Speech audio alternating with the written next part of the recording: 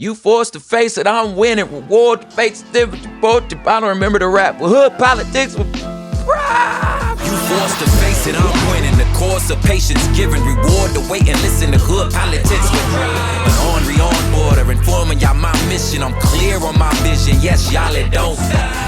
I don't remember my own rap. That's crazy. Did y'all know we did like a whole we didn't do a whole, we only dropped 3 of the 7 songs we made of the Hood Politics mixtape. I kind of don't know what happened with that. Oh, I think we just got busy. Anyway, what's up, y'all? I'm trying not to let my levels peak. I apologize. They're Matt Alsowski killing the beat softly. So we're here and we want to run a Rewind Selecta episode. And let me tell you why. Because we already did the work. Before I get to what exactly we're going to rewind about, thank you for everybody who's been streaming the music, the Passion Project joint.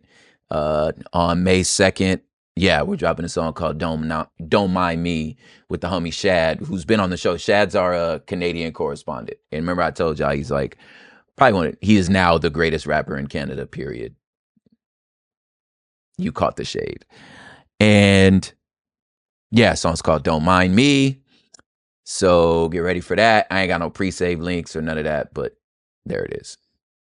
Now, we're going to rerun Los Politicos de Barrio because we have to talk about El Salvador and Bukele. Now, what you're going to hear is an episode we did last year about him and when he became the President of El Salvador and what he did in relation to the cartels and the street gangs that have been ravaging El Salvador for so many years. The reason why it's so the reason why it's so interesting and relative to us and I'm saying this as far as our original use of this episode is because it's so much like mass incarceration in America. The experience that people of my graduating class experienced in terms of gang sweeps and war on drugs and just the sprinkled some crack on them era. Some of you youngers may understand the he had a gun on him argument.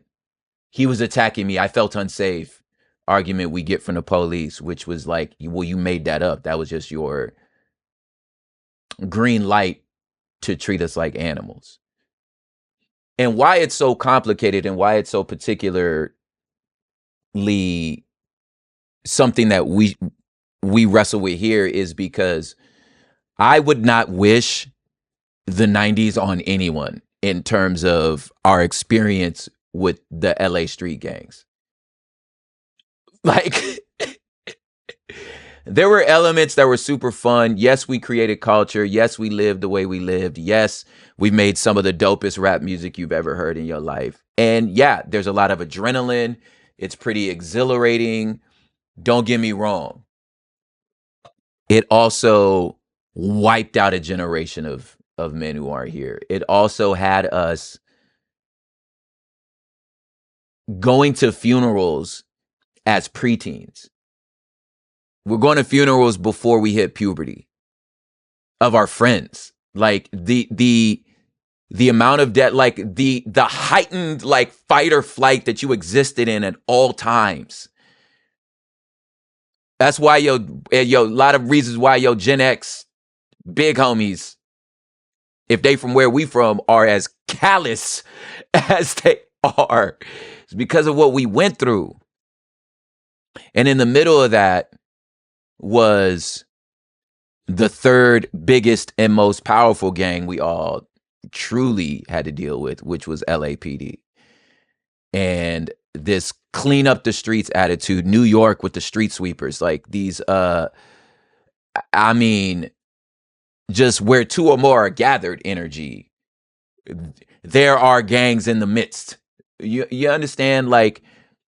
if you wore a Raiders hat, if you wore, a hat backwards, a Rams hat, and nowadays, with these younglings, the hats do mean something. You know what I'm saying? But like White Sox, Raiders, like I remember we couldn't wear Raiders jerseys to school because they were gang affiliated. You can't just be a fan of the Raiders. Your affiliation, it has to do with the location that you live in. I remember dudes getting off probation or getting out and being on probation. They be on house arrest, and you have to go back to jail if you consort with your neighborhood gang. I'm like, well, where do you want me to live? That's my house. Like, I'm consorting with my cousin, my uncle. Like, what do you want me to do? My house, my granny house is the kickback. Like, even if I'm trying to be good, the squarest of people get swooped up into that, and the police don't ask questions. They just, and if you not really about that life, you in a situation where I wish I was making these stories up, where the police would be like, "Give me something, I need something. What's going on with y'all's neighborhood set?" You like, "Look, man, I don't gangbang. I don't have nothing to do with that." And they'd be like, "Oh, word, man, what's this?" They pull out a fifth of crack or something, a syringe. They're like, "Oh man, I think we found some drugs on you." And you like, you didn't, that's not mine. I'm like, "Hey man, we found it on you. Give me some information." So you would like, what do you want me to do? You want me to snitch? And then I remember I had to be like, "Listen, dude, I'm telling you right now, I'm going to make something up because I truly don't know." Listen, they would, DJ Quick in Problem, or he goes by Jason Martin now, told this story. And I'm telling you, like, if I'm lying, I'm flying. This stuff is true. The police will pick you up, hem you up for something, pretend like they found drugs on you, put you in a squad car and drop you off in your rival neighborhood. And just feel like, okay, well, we're going to let them do like this, just this level of cruelty that would, even if you desired to see your neighborhoods cleaned up, if you're going to treat us like this, I don't want no parts of that. People go in to prison nice guys and they come out murderers because you have to survive. We had mandatory minimums, like the 18-1 laws, like all these things that we existed in that were clearly just designed to just get bodies off the streets. Well, you take that attitude and you move it out of LA and you make it into an entire country. And your grandma and them happy because she could finally walk to the store. But in her being able to freely walk to the store, her nephew got hemmed up, who is a schoolboy, just a nerd. So this, both guilty and victims, is a motif that, as a person of color, specifically in LA and graduating when I graduated, made this Bukele character be very familiar to us. We've experienced this. I'm a victim of gang violence. You know what I'm saying? But I'm also a victim of police overreach and brutality. Is when it's like, is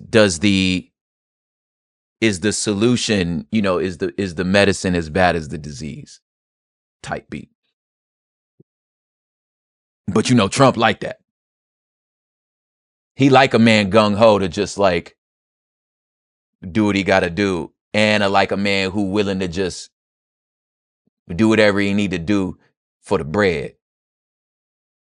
Right now, the story is, I've heard you, sir, you've heard his name before, Obrego Garcia. He is one of hundreds of people who are not from El Salvador, even though he is, but are not, who have been deported. Now, whether they are victims of a mistake or actual gang members due to this Alien Enemies Act, which we'll have to get into later, they didn't get any due process. Like there was no, This is why on It Can Happen Here, Mia keeps talking about black bagging people. Because she talking about like, this how real it could get. This is something that has existed in other countries and is happening here. We just put a black bag on them and send them somewhere. I don't care where, not here. And where has brought Bukele into our news cycle again. So we're going to talk about his background, and then I'm going to come back at the end and talk about the Supreme Court stuff right now. All right. Blessing all the sessions every time that the class ends. I won't hold you, but I tried to told you. Give me 20 minutes, I'ma hip you to their gimmicks. I'm birthing revolutionary, schooling all you corner boys. Holla at the vatos like follow me, I'm a boy. Faith got skiing on, that's what I been on. I been going left right before I put the pen on. Paper to the canvas. What's up, fool? Where you vatos from, me? Hey, sock check, homie.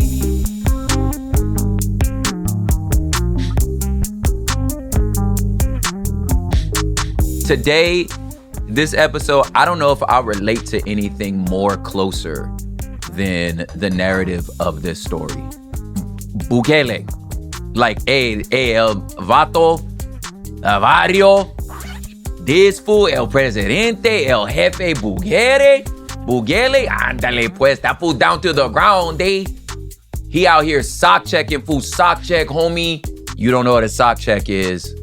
You don't know enough vatos. This is the El Salvador episode about President Bukele, because this is the convergence, the literal convergence of gang life and politics.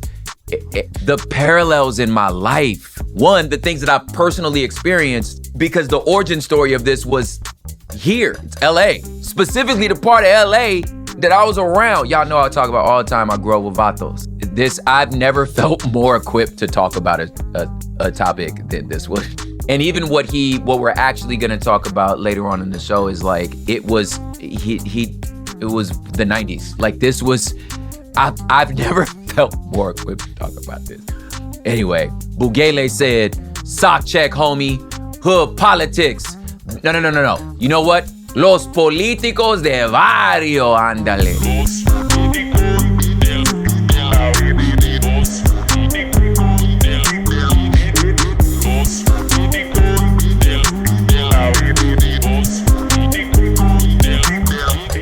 Ok, buen valido, dámelo. ¿Qué pasó, vato? Hey, Kiki, Cricket. Listen, this episode on some R. LeBeau call-in hour. Hey, I want to send and dedicate this song to my vato Creeper. Keep your head up. I am your puppet and your baby side eyes. She will always stay down for you. And then you play the song. I wish y'all knew about the R. LeBeau call-in hour. He just passed away.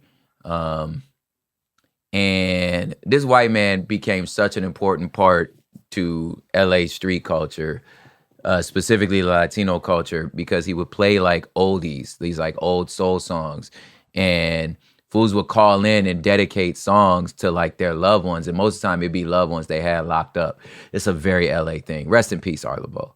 This episode of Hood Politics, we have to talk about El Salvador and President Bukele. And there is a layer of complication that I want to lay out, but you got to understand the history and the context and why I feel so connected to this. Early 90s, there was a civil war that, newsflash, America played a big role in, having to do with El Salvador had a gentry, wealthy landowners who essentially ran the country, and the government was just like basically their toys. America played a role in this, which again needs its whole other topic. But all that to say, that started bringing El Salvadorians fleeing El Salvador, some getting exiled, some getting deported, some fleeing to America. And where they came was MacArthur Park. MacArthur Park is, now let me talk gentrified Cali to try to tie this up for you. First of all, MacArthur Park was where the Radiotron existed. Like, if you remember the movies Breakin' and Breakin' 2, Electric Boogaloo, it was the first like early 80s hip hop spot was at the Radiotron, and the Radiotron was in MacArthur Park. Later on, MacArthur Park, because of, like I said, what was going on in our society, became the hub of the El Salvadorian community. They landed right in the area next to Pico Union, which is right next to Echo Park, and then to the east of them is like downtown LA. Downtown LA has all my childhood was basically a no man's land. Like it was like Blade Runner over there until LA Live and all that stuff, and then it got all hit. But before that, nobody went to downtown LA.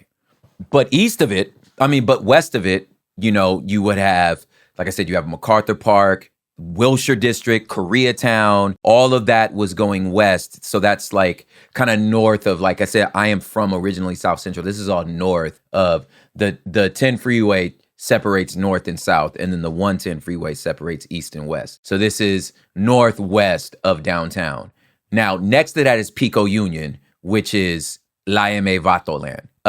North of them is Echo Park. You remember the movie? You probably don't remember the movie, but Mi Vida Loca. Echo Park now is where you could do goat yoga because it's completely gentrified. Right next to historic Filipino town, which was like also, these were gang territories that were already organized. Borders were set.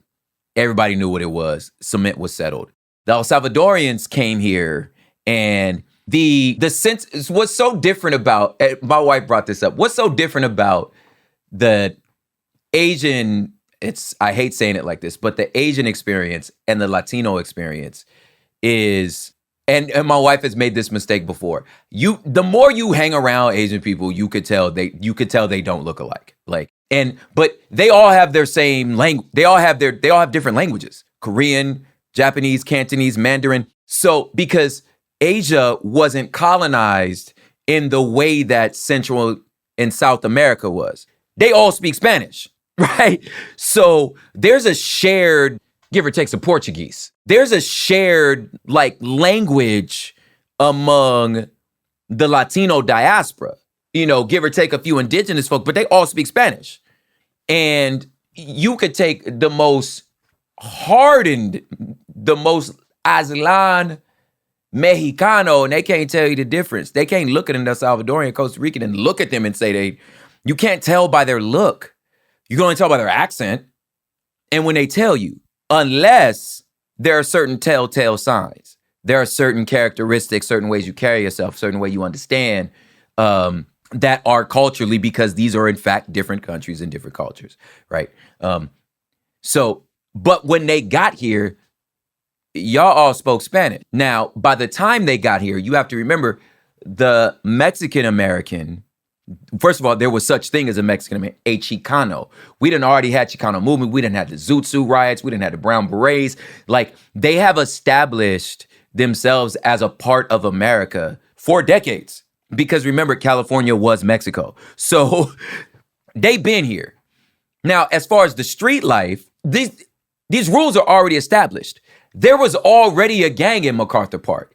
It's 18th Street, 18, like one of the most notorious street gangs in a world. Now, the difference though between Crips and Bloods and black gangbanging and the Mexican gangbanging is there's a set hierarchy. Everyone, La M runs it, which is the Mexican mafia, the prison thing. They run the shit. Now, it might be different now, you know what I'm saying? Because not in that life. But the general understanding is no matter what you guys are doing on the streets, everybody pays La M 20%. Because that's how the product gets here. The coyotes coming, bringing the weight from Mexico. You tap in with the mafia, the Mexican mafia. They run it. Right when it comes through the jail, they call the shots. There's a hierarchy. You don't kill nobody unless you get the word. It's much more like a mafia. The street war shit, it's like, of course it happens, of course, because you get hotheads, but like, they not like Crips and Bloods. They have a corporate structure, if you will. And black folks, we bought our drugs from the Mexicans. You bought our drugs from the essays. From, if you was back east, you say from the Spanish dudes. That's who you bought it from Paco. Paco got you the weight. When the El Salvadorians got here, you have to remember, among the Latino community, there is a little bit of anti this and that sentiment among each other. Mexicans traditionally don't really get along with El Salvadorians. As a matter of fact, there's like some prejudice there that like don't really mess with them. They have like derogatory names for Salvadorians.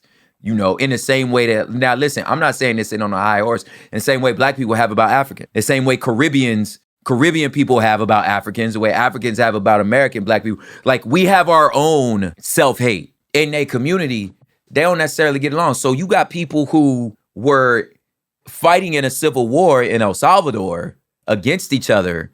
Once they get here, we arm in arm. We all we got. See, that's how the immigrant population work. When you get to a place and you realize like, oh shit, we the only ones that all we got is us. And you jump into a place that is so racially charged as is America as a whole, let alone California.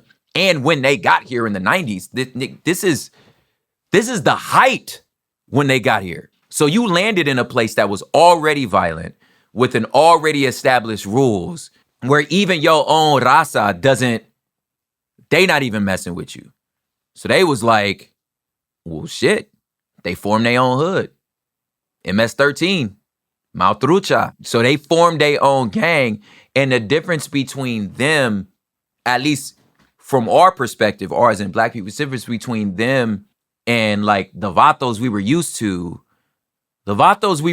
to, again, they had a code.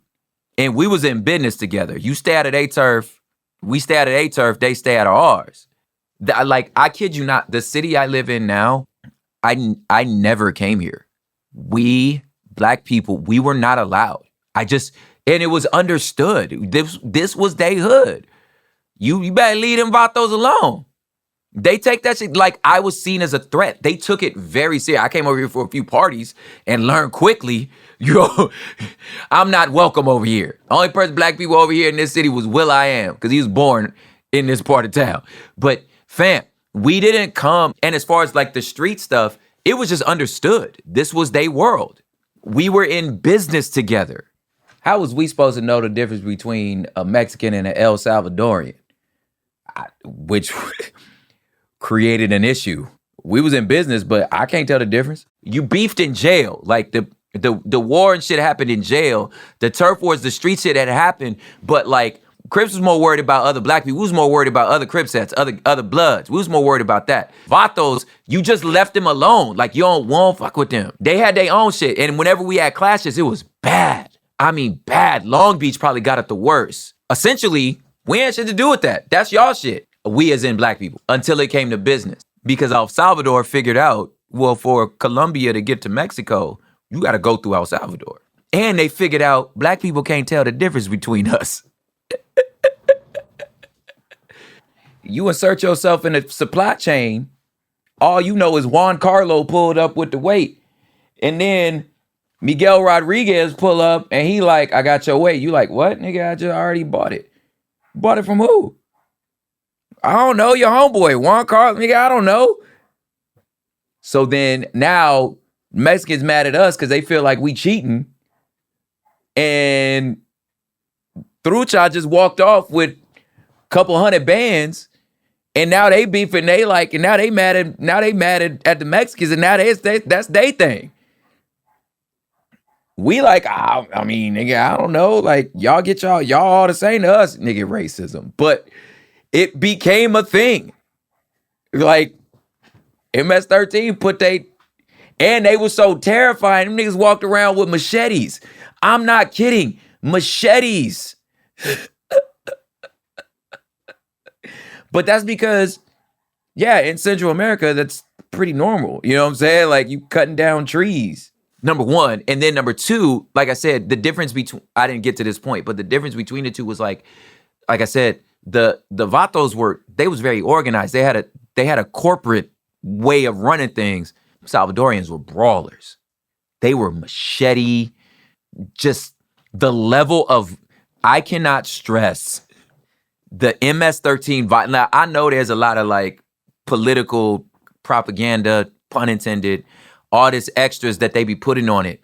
Because they doing it because they racist. I'm doing it because I was here. Fam. Maltrucha, MS-13, stay the hell out they way. And 13, different is Soreño, like different than Norteño, which was Cuartos. It's they got their rules. Like the Latinos got their rules. It's a little different. But Trucha, MS-13, they had something to prove because it was so few of them. And you stepping into a system that like there's no work, there's no help. They just realized that like, oh shit, America's racist. You just think they were called Mexican at probably everywhere they went. You know what I'm saying? So for them, they was like, I mean, what are we supposed to do? And these is kids who was fighting in civil wars. You know, when you come from a war-torn third world country, that's why like didn't nobody mess with the Cambodians. Didn't nobody mess with them Micronesian, you know what I'm saying? Like when them Asian gangs started coming over here, it was like, nigga, they fight armies. So like their level of violence is so different than ours. Like it's violent, but it's like, oh fam, they used to fighting military. Anyway, Maltrucha, like it was like sword, machete, broad daylight. Like they just were I can't overstate how violent they were as a gang. Bad. Okay. Now, what happened next was the Great Deportation. When the war on drugs and the gang injunction started happening in California, fools started to get deported. Now, Black people was facing mass incarceration. A lot of the Mexicans were facing mass incarceration because we live here. We're multi-generational. We've been here forever. If you get deported, nigga, you get deported. And they was dropping them El Salvadorians off by the bus back. You think deportation is crazy now? They was rounding them niggas up and sending them home. Them vatos was getting sent home, fool. Ándale, pues. And what they did when they got home was exactly what happened with Black people when they got sent off to live with their aunties in the South. I'll explain that after this break.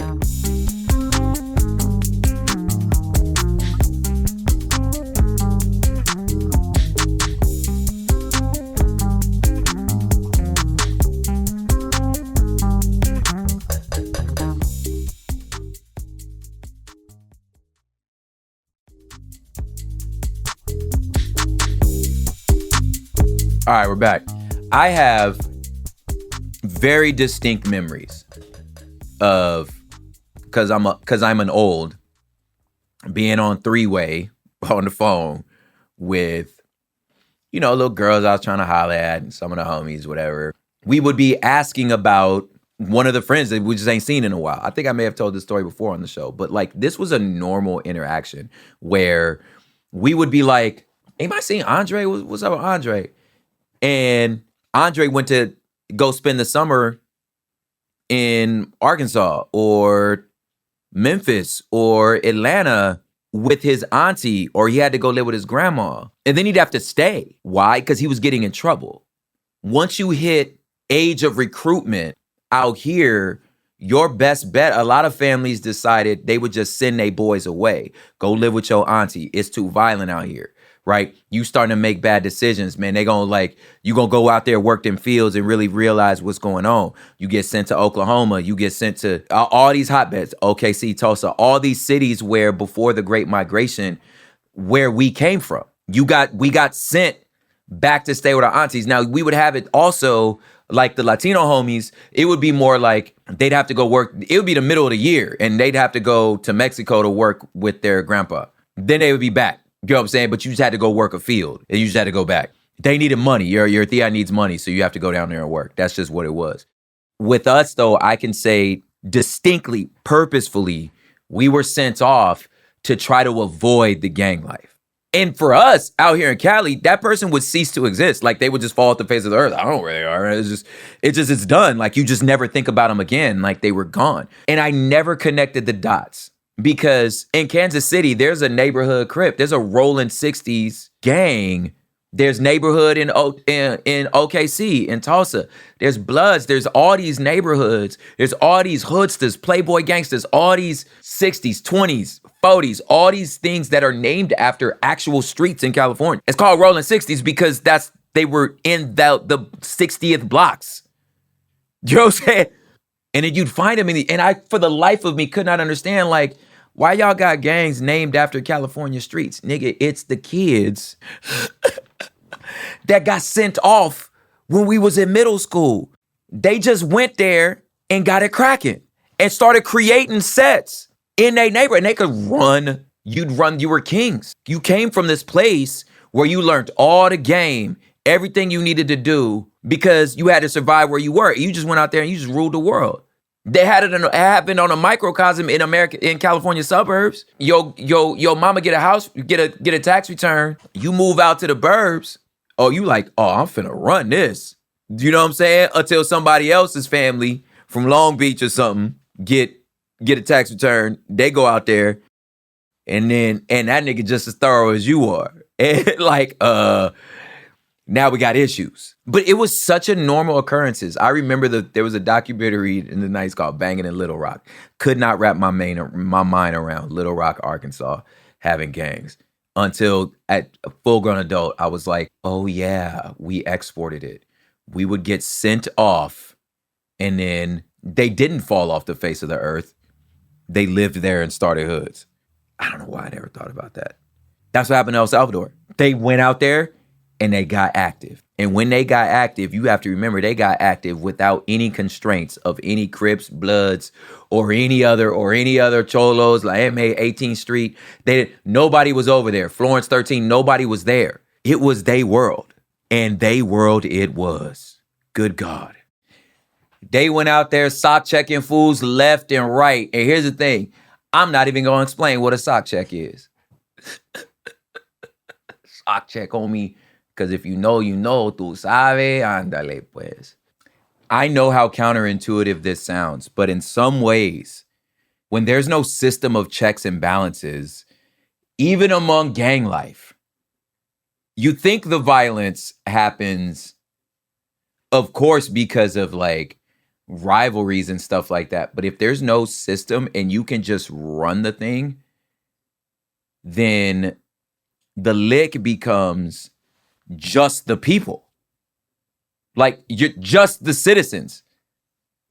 Because there's no time. The gang wars evolve because somebody is going to be like, well, I don't have to just listen to you, nigga. I live over here. I can make this my neighborhood, right? Somebody else get deported from 5 years later and they start their own set. But before that, it's like the people that live there become your playing field. And they're not inoculated. They don't have the germ. They don't have the germs. They don't have the white blood cells to be able to inoculate themselves, to defend themselves in any way. Because this isn't the types of diseases they're used to. This gang shit. The gang shit in El Salvador was born in Los Angeles. Like, it's not local grown. It was born in LA. So they're not used to, you don't have the immune system for that. So them fools was running them streets. I mean, running them. Like, you put LA, Chicago, Atlanta, just wrap it all in one. They was running them streets. It was, bro. Cuz, míralo, ¿sabes qué? Muy mal, eh? Just, ándale, like bad. Now, it's funny me doing this because I'm using all like Mexican slang, which is like, call me on it, of course. But like, bro, it was trucha. It's like, Vato, you won't believe what they saw. Anyway, it was bad. I can relate to the feelings of feeling like you're this is an open air prison. Like you're held hostage in your own neighborhood. I can personally relate to that. Like rules were very clear. There's parts of neighborhoods you just don't go to.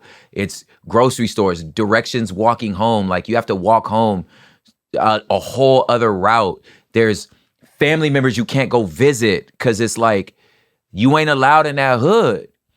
Man, y'all think I'm exaggerating. Like, man, I need to bring somebody else on this show, like who lived through this, that can vouch for what I'm telling you. When I tell you, you could not go to certain areas. It like you could not go. It's what do you mean you can't go? It's a free country. I'm allowed to go. Okay, try it. Go ahead, drive over there. See what happens. I personally had family that lived in Compton that I didn't visit until they left Compton. And we weren't allowed over there. And El Salvador was living through this until this young Gen Z cusp millennial comes and starts socks checking fools. All right. Now we're going to get to the meat of this after this break.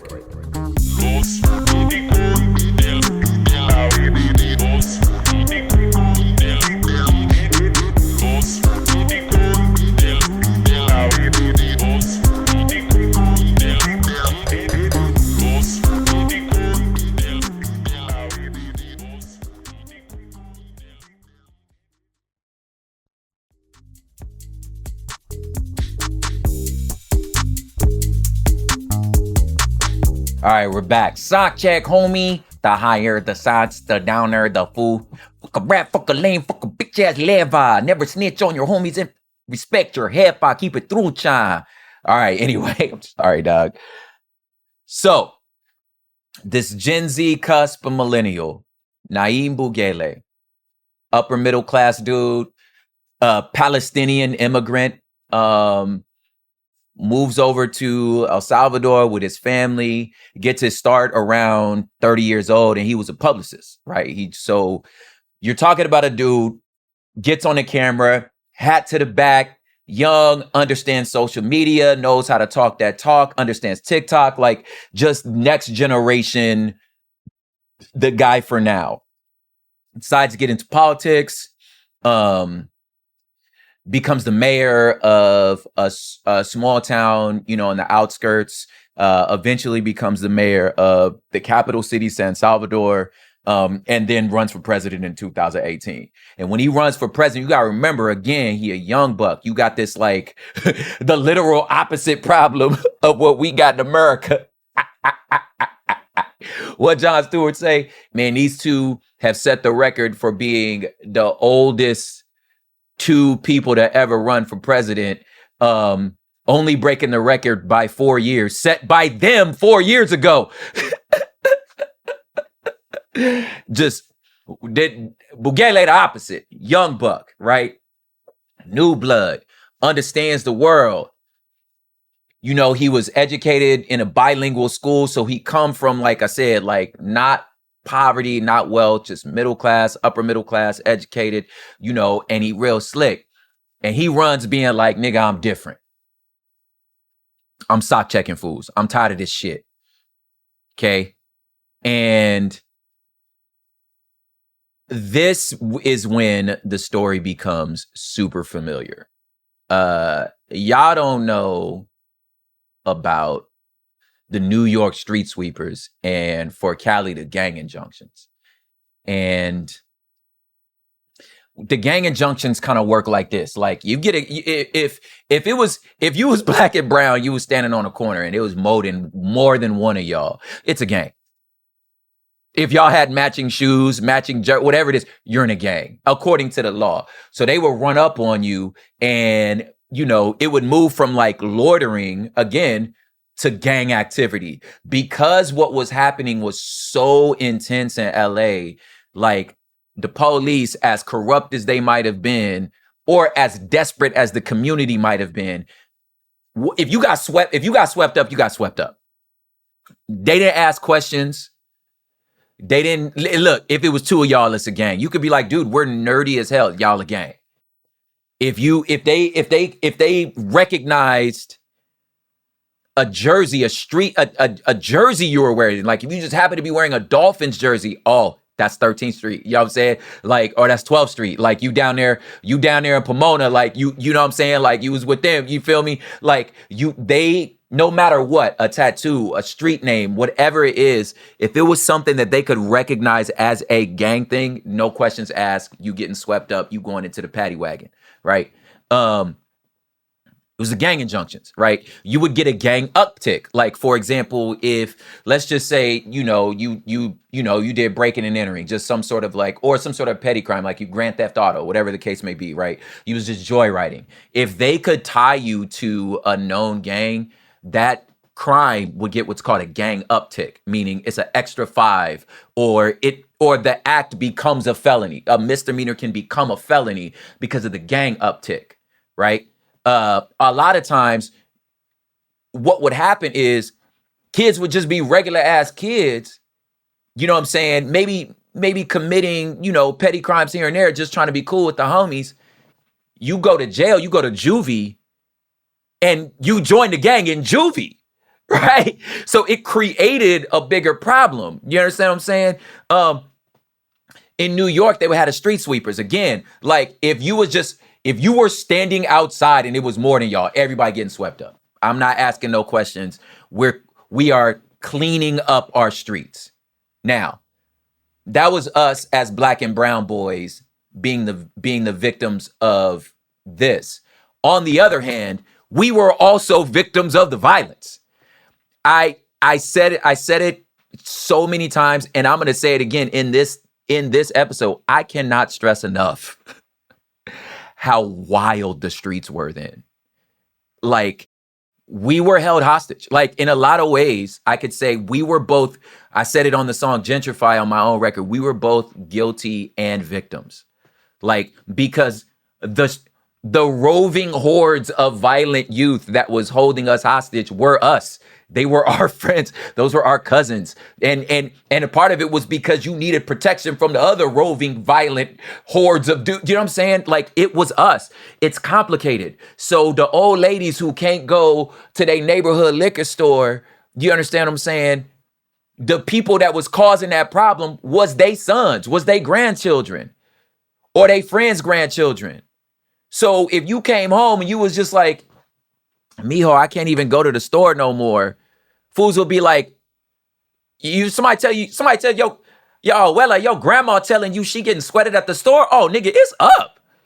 You not finna sweat my oh, so it's like we were held hostage.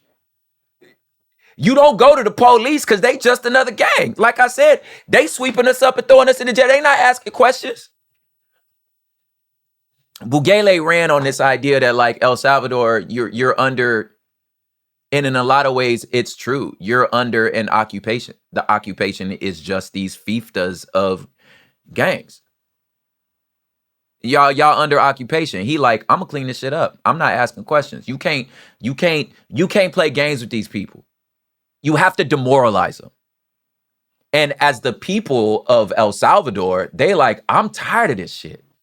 You right. Like, we're tired of this. This man know how to talk. He young, he dead sexy, and he talk that talk. He like, I'm not afraid of y'all gangsters. I'm gangster too, nigga. Like, I'm with the shits. You need to hire somebody. You need to elect somebody that's with the shits. And with the shits, he was. And within 2 years, this man absolutely decimated. I'm talking about the fact that, like, you know how, like, we talk about, like, the mob and the Sopranos and shit like that, how it's like, this is nothing like it used to be. Of course it exists of course the mob exists, but not like it did. The mob got decimated. Like, well, I'm talking that. He absolutely destroyed the El Salvador. And a lot of times, look, this is why this is a hood politics episode. Because on one side of the coin, you're like, good. Nigga, we're free, man. Fuck y'all. out here extorting our grandmas, like killing your own people, dividing this city up, man. We held hostage. Like, nah, man, I got no love for y'all. You know what I'm saying? Like you pointing at people like I done lost friends, family, cousins, sisters, brothers. You understand what I'm saying? Like, I'm trying to open a stupid little panaderia, right? You understand what I'm saying? You taking 60% of my, like, nah. It's no love lost. He would have them boys like, look, like dehumanizing them. And the attitude is, well, they dehumanized us. He have them lined up in the jail in they drawers, tied up one by one, being like, look, now who the G, now who the Dawn. You laying out here in your drawers, you trying to like, nah, fam, we not playing this shit no more. Y'all are done. Fuck you and what you going through. You know what I'm saying? Fuck your dead homies. Like, I don't give a shit about none of y'all. Y'all been terrorizing us too long. I'm done. And on one hand, it's like, nigga, finally. Right? In some senses, like, look, I'ma slap a Nazi. I'ma slap a Nazi in the face type dude. Like, I get it. Sometimes you gotta shut this shit down. You feel me? And the only way to talk to somebody that's violent is with violence. I get it. I'm not a pacifist. And how do you respond to people that got no code? You like, are you worried about the moral high ground? Like, is that really what we worried about? It's like niggas is dying in the streets. I'm tired of this shit. Y'all killing each other and we're dying too. Like, it'd be one thing if it was just y'all shooting at each other, but even if it's y'all is us. These are our sons. These are our daughters. You understand what I'm saying? So like, there's no separation between them and us. They are us. But this shit needs to stop, bro. And he was like, give me 2 years. And he did it. Now, on the other hand, the question is about how. And again, that's why I relate to it. Dudes would get wrapped up with no due process. And like whether you was involved, affiliated or not, they're like, we'll sort them out later. So it's stories all over El Salvador of people being like, I haven't seen my nephew ever since the cops picked him up. They just make up charges. And they hold him without due process. They're not telling them what's going on. And if you just get caught up, you get caught up. Whether you have an affiliation or not, it don't matter. They're like, we'll figure it out later. When you're cleaning the streets with the super soaker, you know what I'm saying? Like, they're just getting the biggest net possible and just swooping everybody out of the streets and being like, look, it's clean. And if you get caught up, you get caught up. He has not shown any concern in whether somebody gets accidentally swooped up into this or not. You shouldn't have been over there. That's the attitude. You shouldn't have been outside. And even if you're not involved, I know you know somebody that's involved. Your brother involved, your cousin involved. It's impossible. And that is another thing that I get.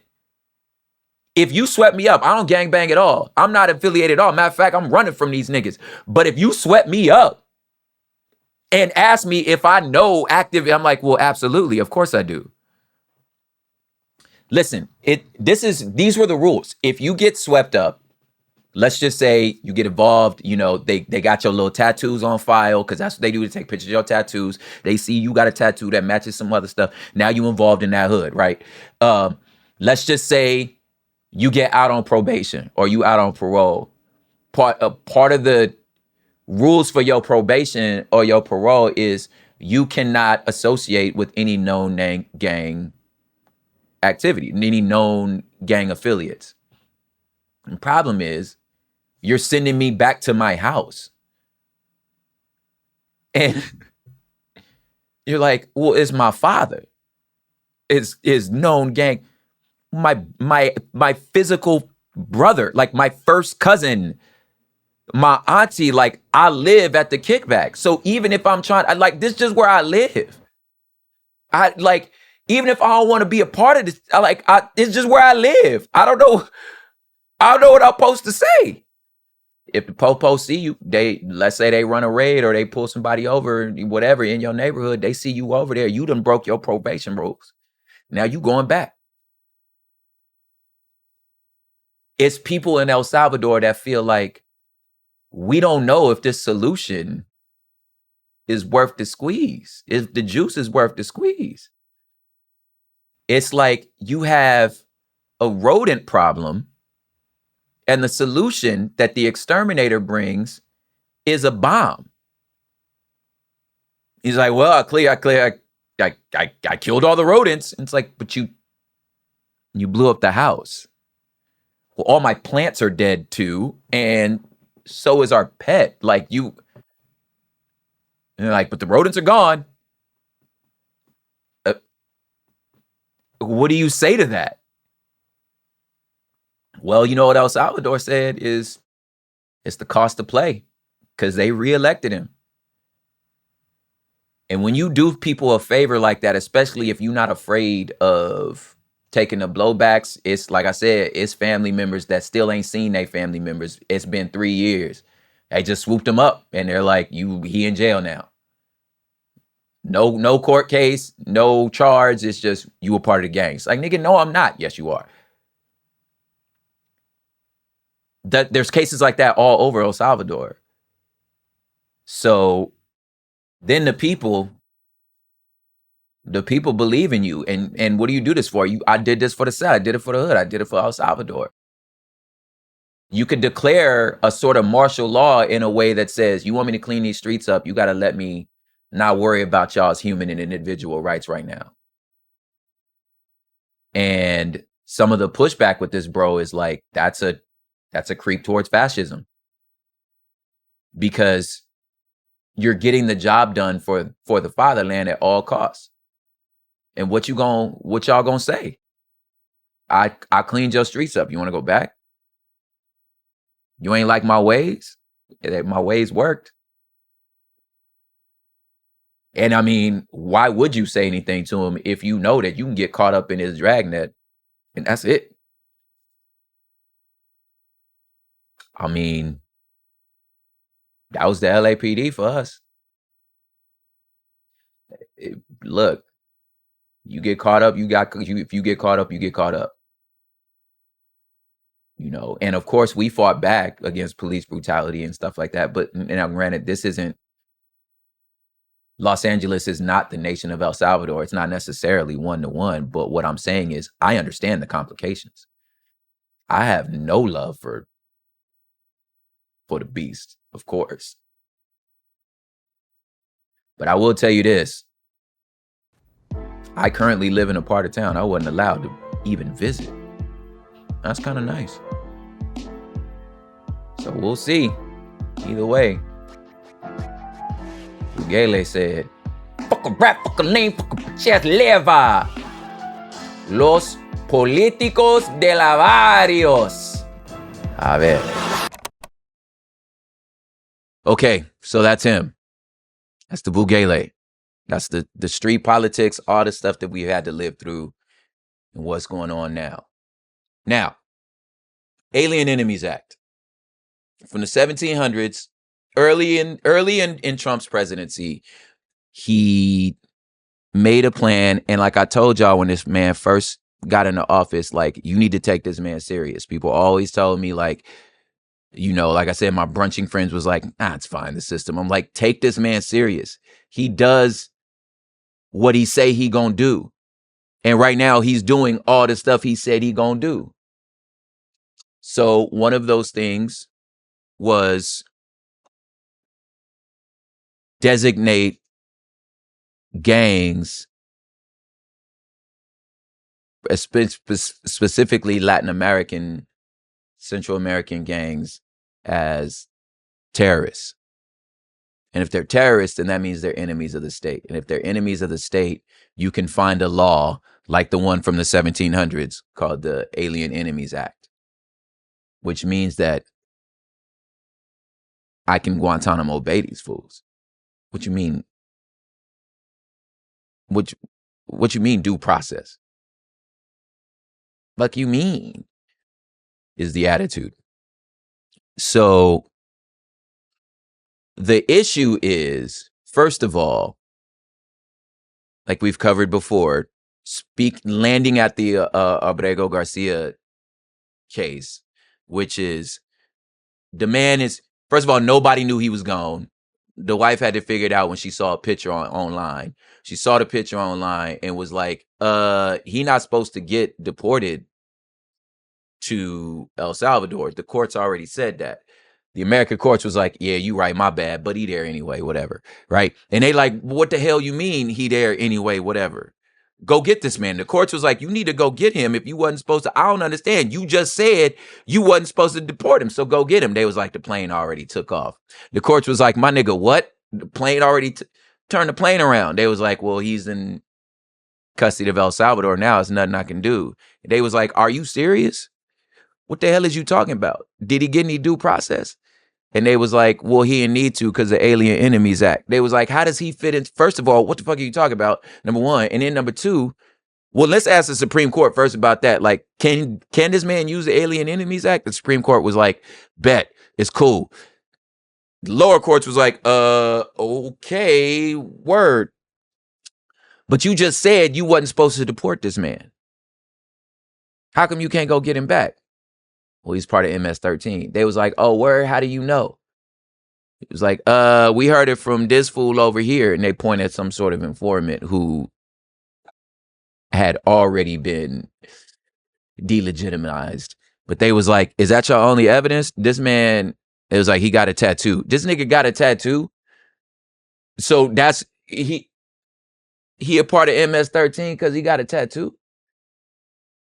They was like, yeah. They was like, well, how do you even, did he get where's his case?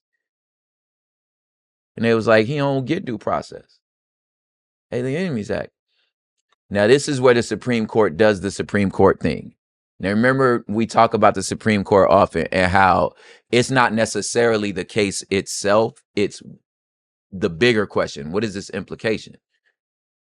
And the courts was like, wait a minute. I'm going to get real white on you right now. In the Constitution, when the framers said citizen, they meant citizen. When they said persons, they meant Homo sapiens, everybody. Like those phrases are purposeful. Like they're not being willy-nilly with their words. They mean, like when I say citizen, I mean citizen. So that's specifically like the president has to be a citizen. But when we say persons, we mean, listen, you a Homo sapien, your toes touched our soil at some point. These are certain inalienable rights that come from your creator. Fam, I don't care about your citizenship. You get due process. Because that's not, listen to what I'm telling you. That's not who they are, because they're saying we do this because this is who we are. You have, like, understand, let me start cooking with y'all. It's not whether the person is a criminal, a murderer, a child molester, a citizen, a non-citizen. That's what they are. This due process is not about what they are. It's about what we are. This is who I am. Does that make sense? Let me give you another crude example if that don't make sense to you. Listen, I am of the era, you could call it whatever you want, patriarchal, whatever. I am of the era that under no circumstances should a man strike a woman. Okay, war, maybe. But in civilian life, I don't care how violent this woman is being. It's not her. It's me. I'm just giving you an example. I am of the cloth. Like, I will subdue you. I'll stop you from hurting me or hurting any of mine. But I can't. I'm not going to strike a woman. Do you know what I'm like? And it's not, again, like I'm trying to give you an example of something that's not who she is. It's who I am. I don't do that. So when the Constitution says stuff like all persons, they're saying, no, this is who we are as a nation. And the Supreme Court said unanimously 9-0, because this who we are. We give due process. You need to go get that man. But it's not just about that man. It's about all of the shit you doing. You can't just, and Bukele over here being like, we making bread, cuz y'all do whatever y'all want with y'all, whatever. I'm just gonna be here. Holla at your boy, man. Send whoever you want. We got room cut. It's just what's happening here now is the beginnings of what I keep trying to tell y'all to be worried about the first time. Remember I told y'all what J.D. Vance was saying about, like, do we even need to listen to the courts? This is what the liberals is trying to warn you about with the constitutional crisis. Because the thought is, if you don't go get that man, we're going to hold you in contempt. How the hell do you hold an entire executive branch in who goes contempt as a fine? Somebody go to jail? You're supposed to go to jail until you do the thing that the court told you to do. Who gonna go to jail? President? The DOJ? Stephen Miller? I hope Stephen Miller, but who gonna pay the fine?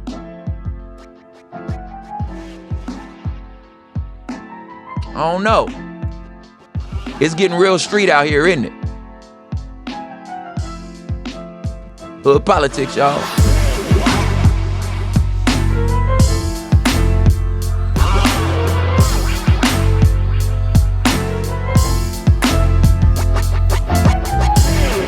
All right, now don't you hit stop on this pod. You better listen to these credits. I need you to finish this thing so I can get the download numbers, okay? So don't stop it yet.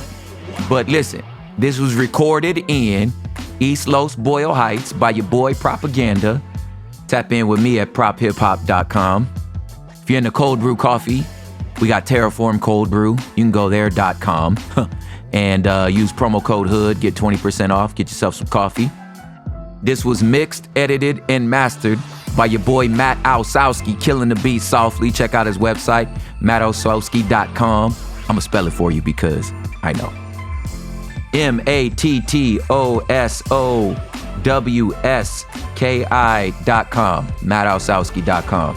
He got more music and stuff like that on there, so go and check out the heat.